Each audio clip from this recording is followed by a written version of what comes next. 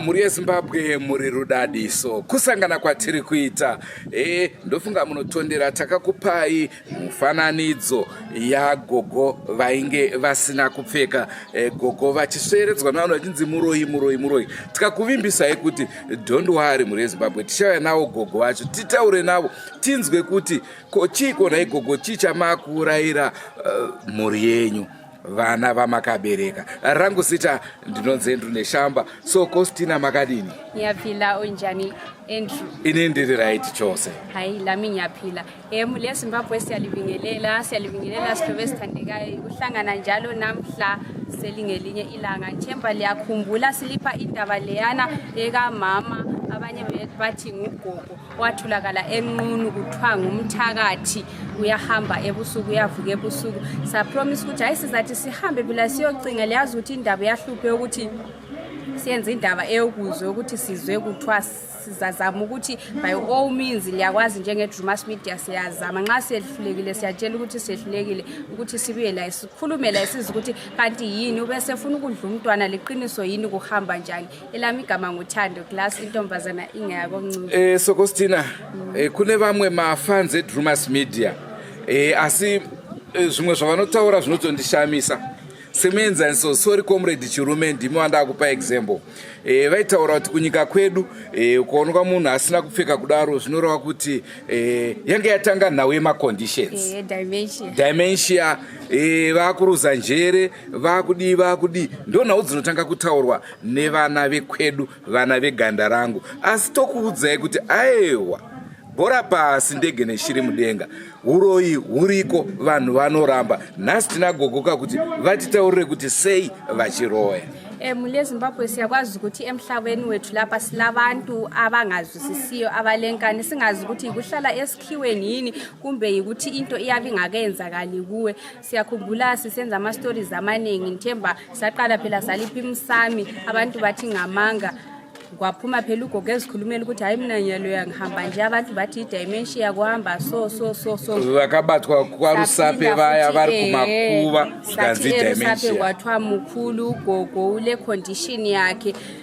Namhlanje Nthemba liyabona ama videos amaningi amanye kayisithi siwaphumisa aphuma kwamanye ama social media kwamanye amaphepha abantu abancane kusitsho ukuthi nxa umuntu ekhula so ukhula lakho kusasa kungabe sokuphandle sokusithiwa hayi umuntu ukhulile umuntu le condition umuntu le dementia singazi khonapho mulezi ngakho ikosithe simulethe likhulume laye liza ukuthi uthini. Hanzi same chingoti munhu akakura anoroya munhu akakura anoroya eka zvinosiyana futi nestage yaunofanira kuroya uri zvinoenda futi nekuti ukabatira sei neuroyi wacho.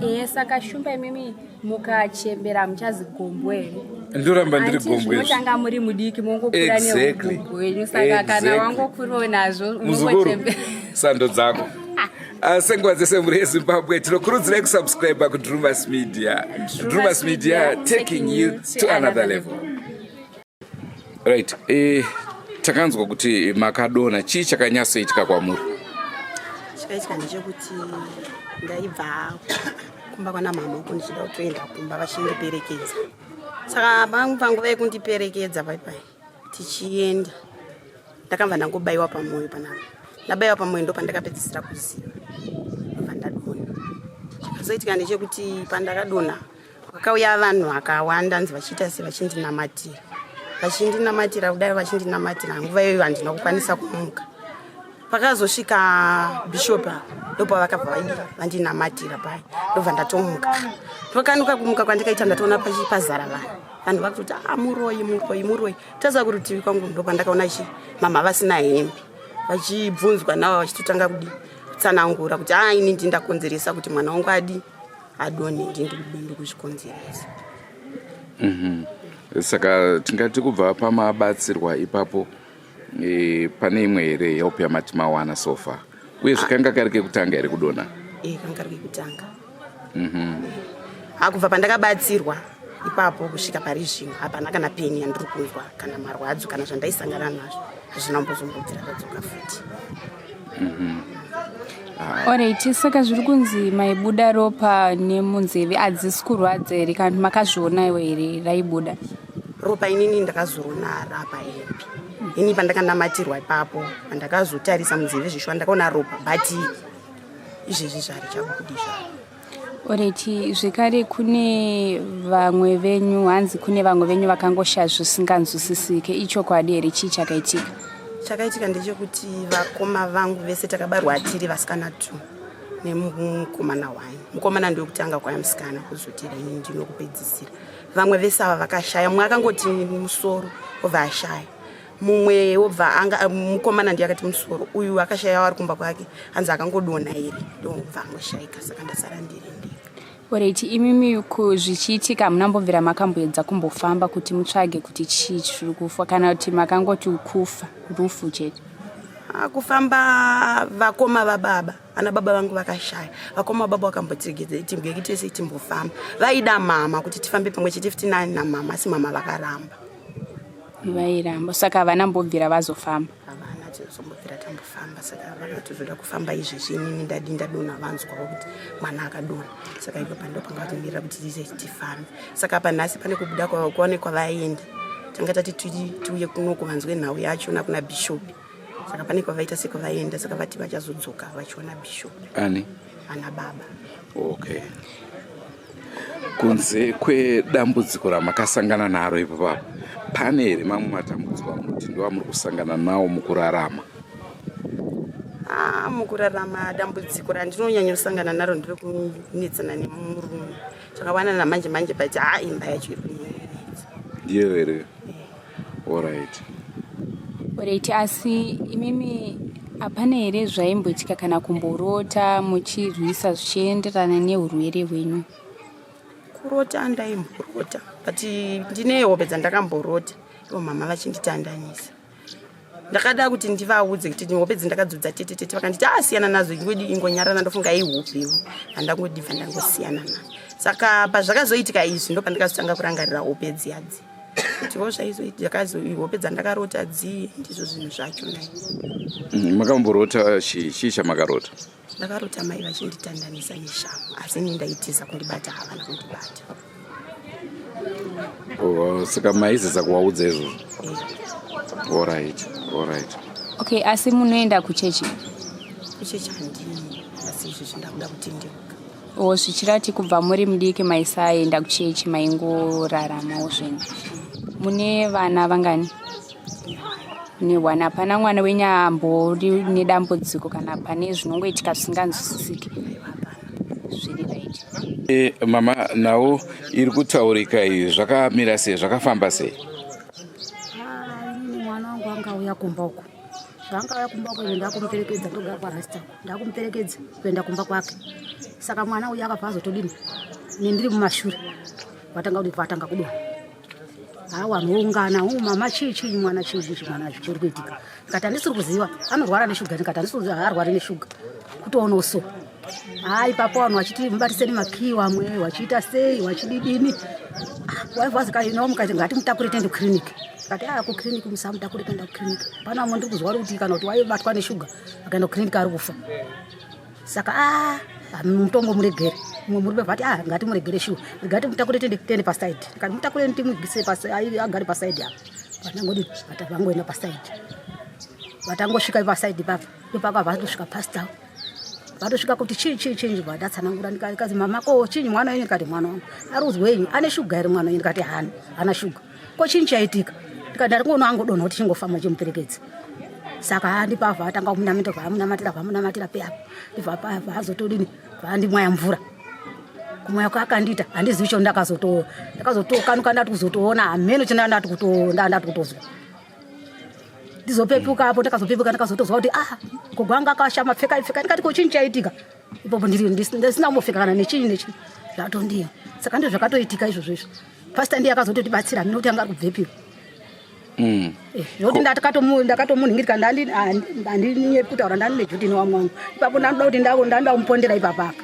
kuti akaenda kukiriniki anopona ipapo manga mune juti rei newamwangu ndane juti newamwangu ndikamuuyira pane vanhu ipapapo akaenda kukiriniki anoita wani bheta ndimupondera ipapo parodhi ipapo saka harake yacho pastor akafa azosvika ipapo shuwa chokwadi kuti dai asina kusvika pastor anga adai akafa dai akatofa handidi kunyepa dai akatofa handidi ndani nejuti newamwe wangu vamwe vari kupi avo vamwe vari kudzimba kwavo watingondoona namba kufamba pabasa redu munogara kumwe chete kana kuti munozongosangana muri pabasa chete tingondosangana pabasa sebasa redu dousiku tongosangana ipapo Alright, saka mama ko vamwe vana vakashaya makato ndimi manga muri pajuti kufa kwavo ndini ndandi pajuti ndandi pajuti juti uye ndiye anga asara ndandiwa kutomupedzisa asi imimi amunzo kurwadziwa here chii chinenge chaitika munenge mamanikidzwa here kana kuti munenge zvinenge zvangonzi makutofanira kuzviita uchida usingadi ndizvozvo ndizvarundita usingadi uchiyo zvokuti papa wangu ada kutorwa inini musumu wangu ada kutorwa inini wokuti mufe nditofeni saka manje mwana ndiko wangu ada kutoenda ndakazoita nani mwana kubva toda kuenda kumwana ko imimi uroyi wamuinawo ndewokuzvarwa nawo here kana kuti pane kwamakazoenda makura ndokunopiwa mishonga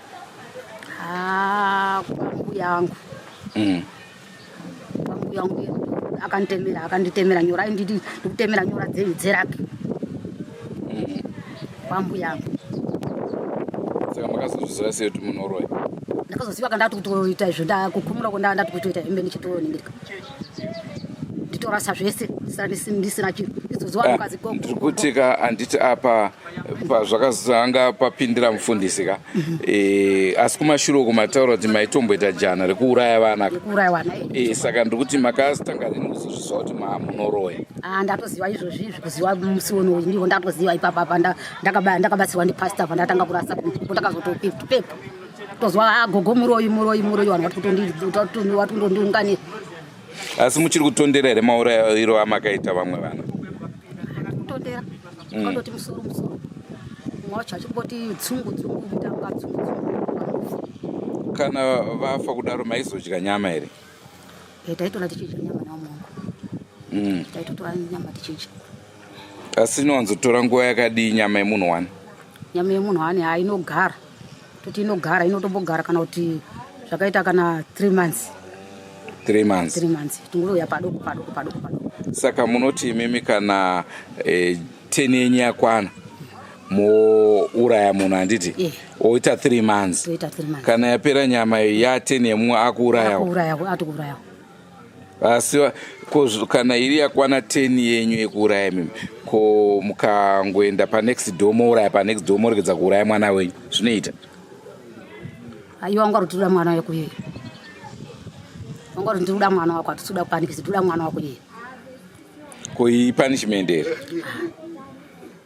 paino kuti wakahewa yedu saka tikuda mwana wako yeye yokuda kumuigirei mwana wako yeye one kuti makatanga madya vana vavo saka vanzi saka totoda wako iweyo ko hamuna kuvaudza here kuti handichadi game yacho izvo zvino handisina kuvaudza izvi ndizvo ndisikachadi manje ndatoona kutoti zvo ndakaita kubatsirwa ko ndakaita nepasta hazviti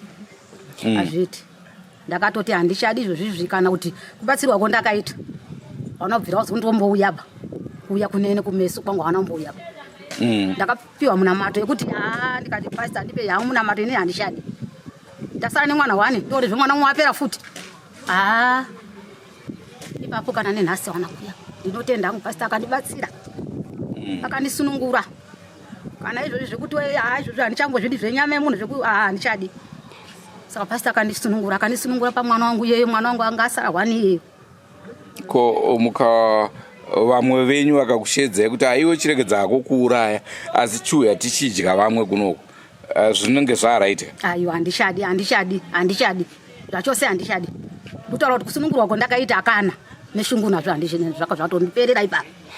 Alright, saka pamunenge muchidya nyama mune muchidya iri mbishi kana kuti todya iri mbisi munotoita zvekutocheka kutoti tiri kudya nhasi pakati. Pamunoenda kunoroya munoenda ne? Tinoenda nechisero.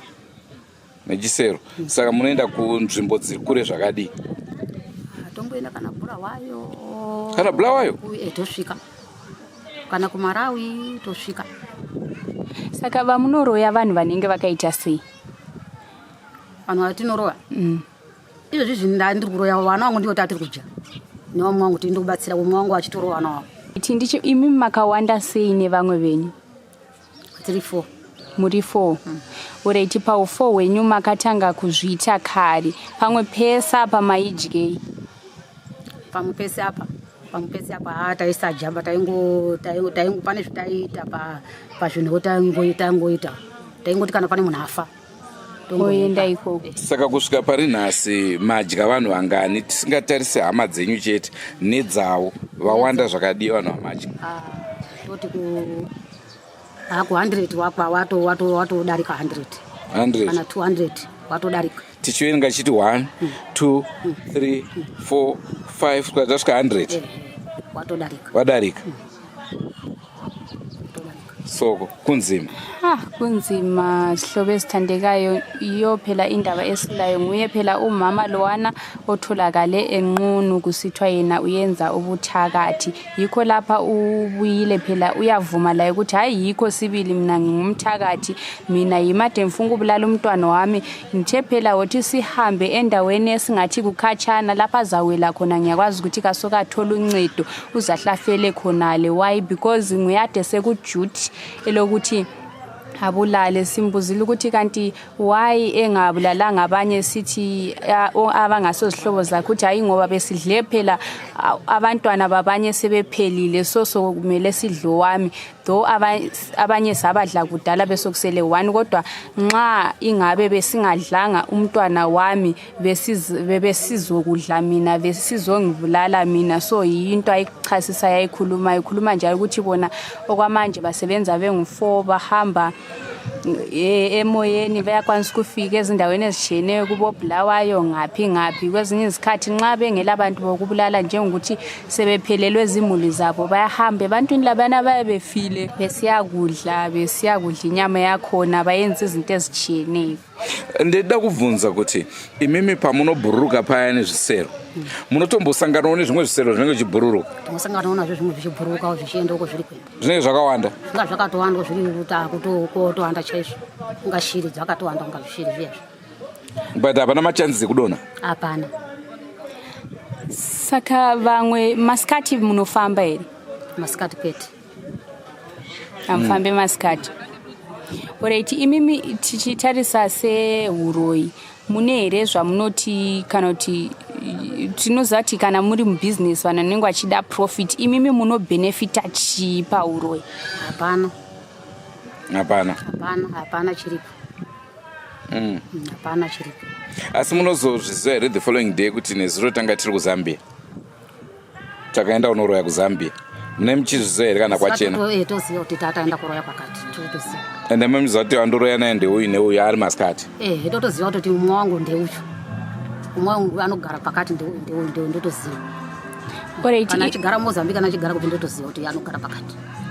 Zvokuti kana kuUK munokwanisa kusvika nechisero? kuUK padhuze. Muchitenda 1 night muchidzoka? Padhuze. Pakaipa. Alright, murume wenyu aripi?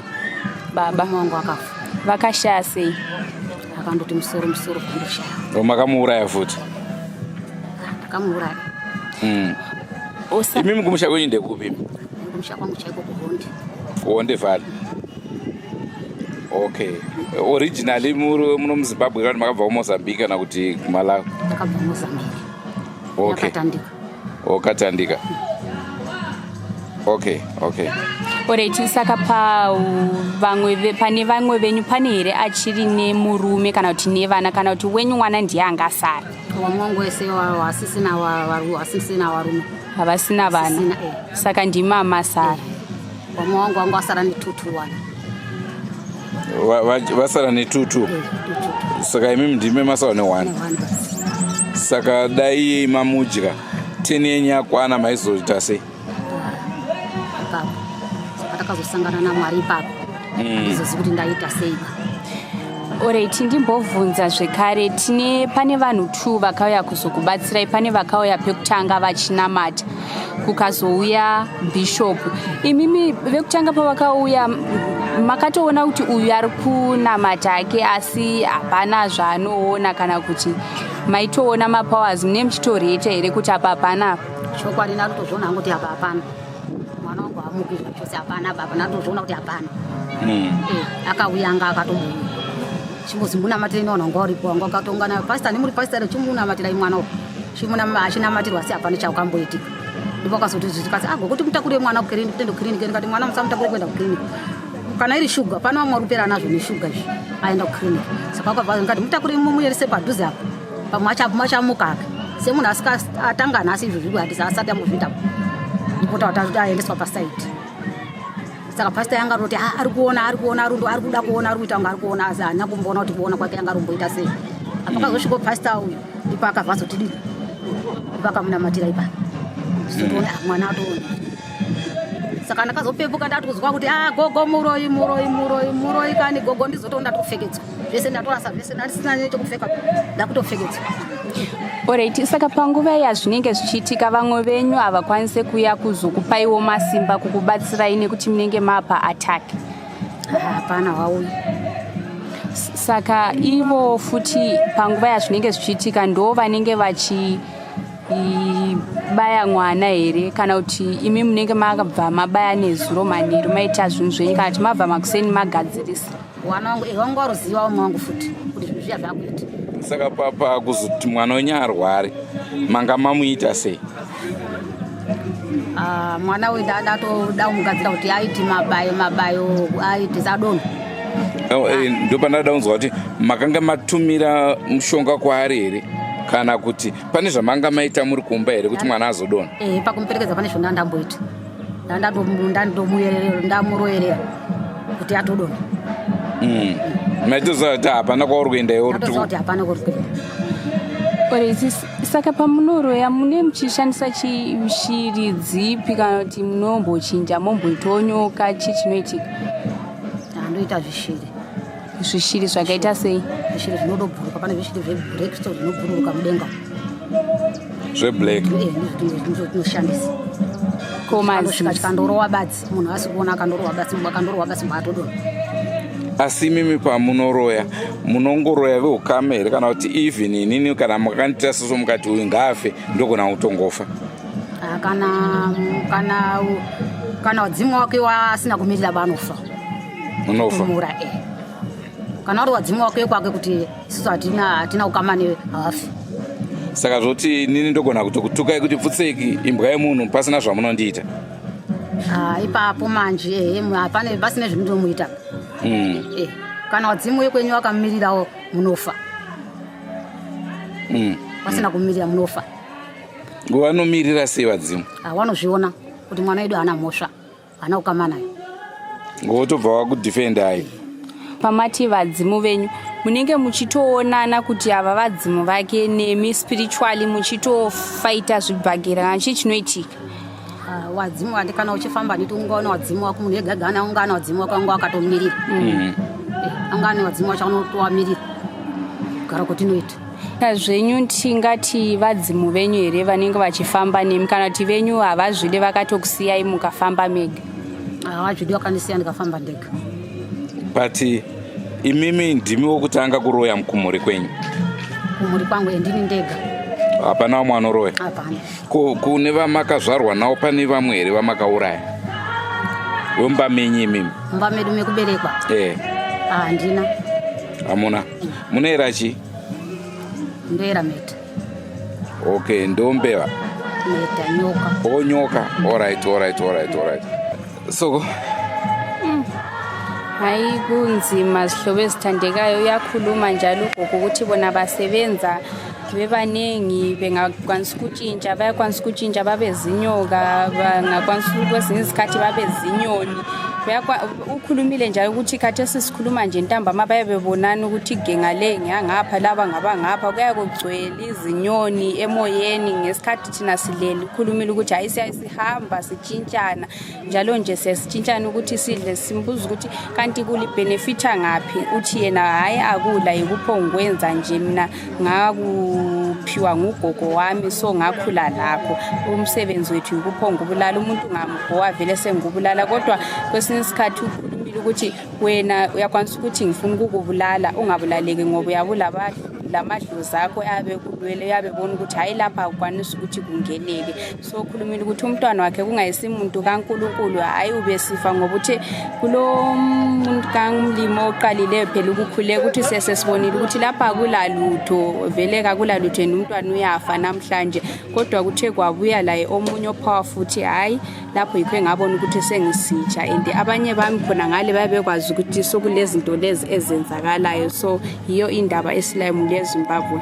Ndofunga kana muchitondera zvakare soko tiri padombo shava taitaura nauye matombo asekuru aitaura kuti dombo rega riri panapa rinomirira munhu akafa and matombo aya aisvika kuma 200 kana kudarika then vanhu vaitaura kuti vanhu vangasvike ikoko here vanourawa nhasi muri kunzwa gogo zvakare vachitaura kuti aiwa inini vanhu vandakatouraya vanopfuura kusvika kana kuma 300 vakafa saka taakudzoka zvakare kwamuri gogo neuwandu hwevanhu avo kuma 200 toti isusu vanhu ivava ihama dzenyu here kana kuti maingouraya chero munhu amunoti uyu ngaaende? Ndaingouraya wa munhu wese ipapo papo wanga ari munhu wese kusanganisa nehama dzangu dzimwe so vanhu vazhinji vanga vari vamwe wavo totaingouraya. Makatanga kuroya muine makore api mangani? Ndakatanga kuroya ndine 40 years. Makatozita makura? Manga mane vana vangani ipapo? Ipapo ndava ndine 1 or 2.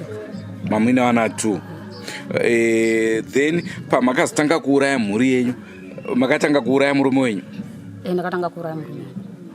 Oho, ndobva vazotanga kuteerwa maita neage yavo here pakuuraya kana kuti maingoti chero hamuri kunzwa kuda kudya?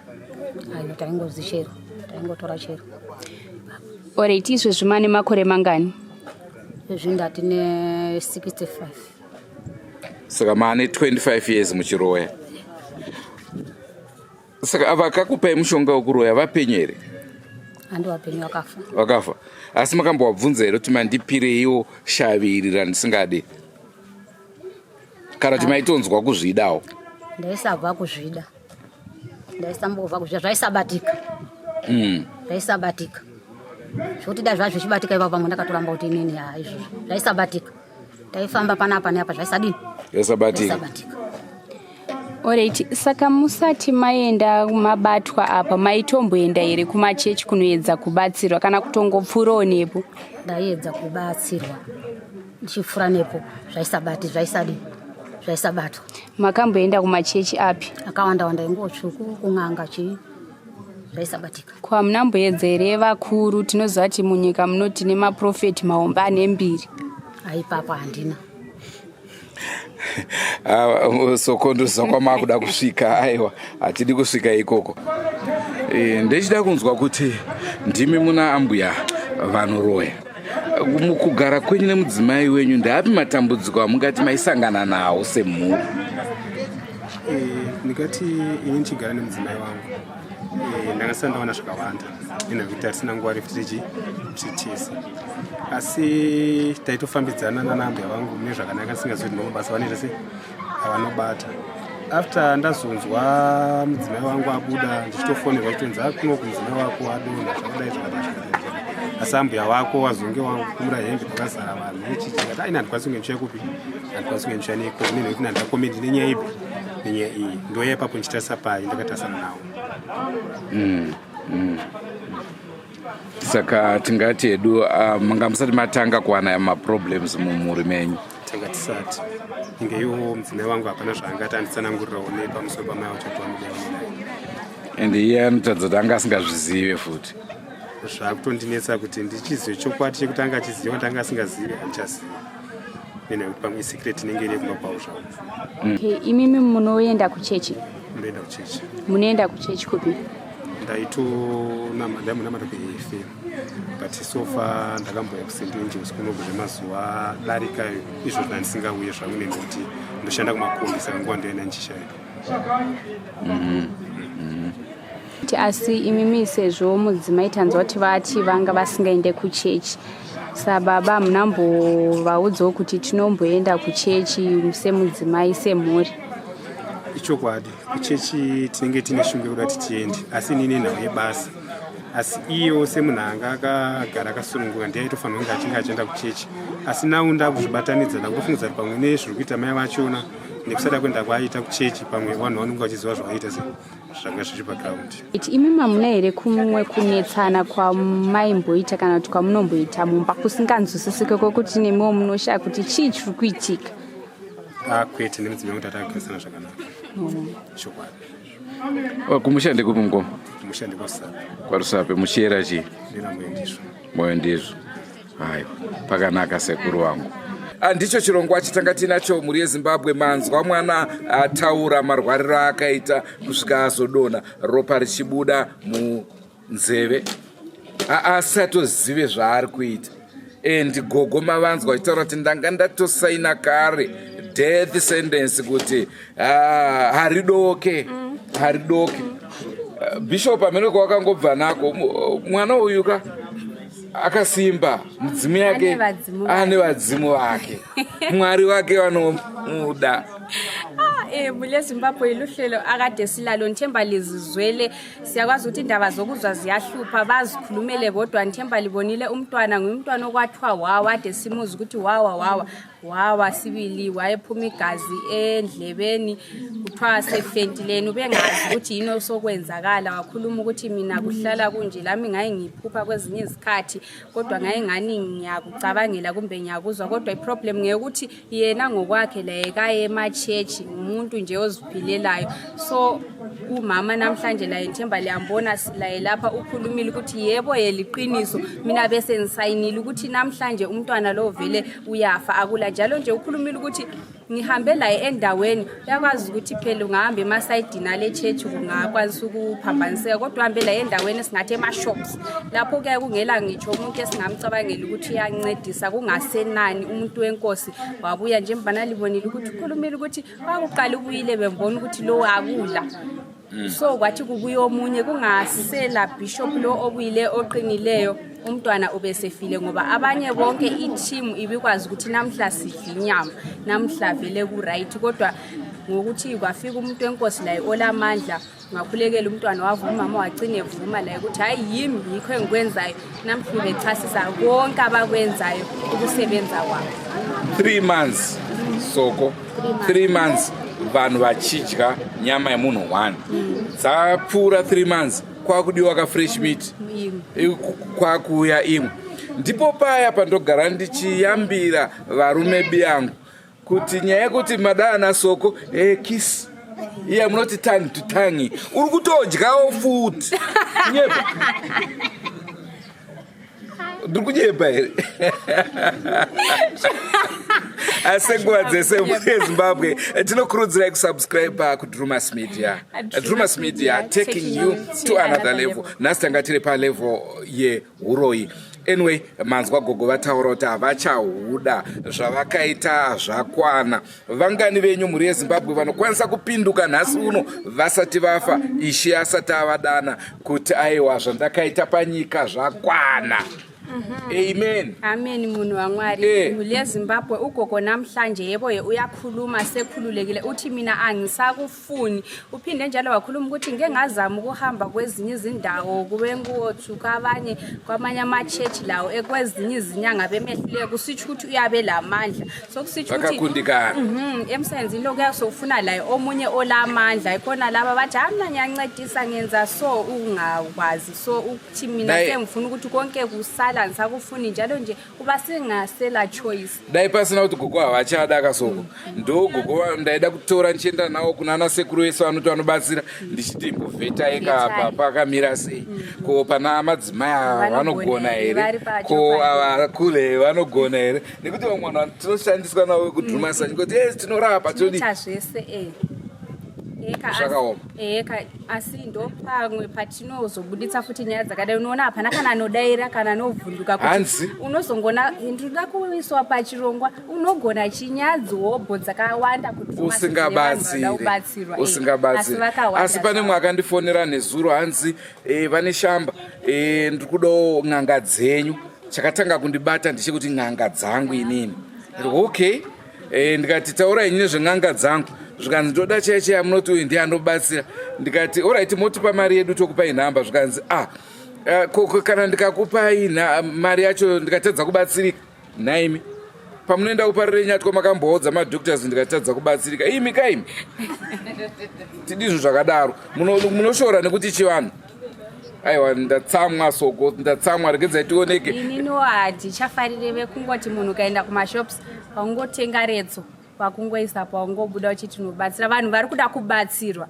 zveshuwa vanhu vari kuda kubatsirwa but kana muchibuda muchiti tinobatsira vangotenga rejira vari kugadzira machira eretso vari pabasa munhu ongoti ndakutobatsira kutongoti wenda kubatsira ndakutanga segombwe kuvheta. Amen. Muri Zimbabwe aiwa tatenda taonana ngatisanganei mune zvimwe zvirongwa. Goodbye my friends. Goodbye my friends. Wakamboonana tichazoonana nerimwe zuva hama dzangu. Goodbye my friends. Goodbye my friends. Wakamboonana tichazoonana nerimwe zuva hama dzangu. Ini ndokwenda kubasa kwangu. Iwe makiwe mkaranga.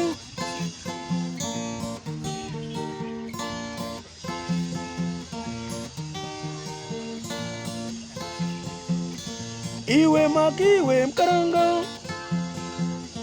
Iwe makiwe mkaranga.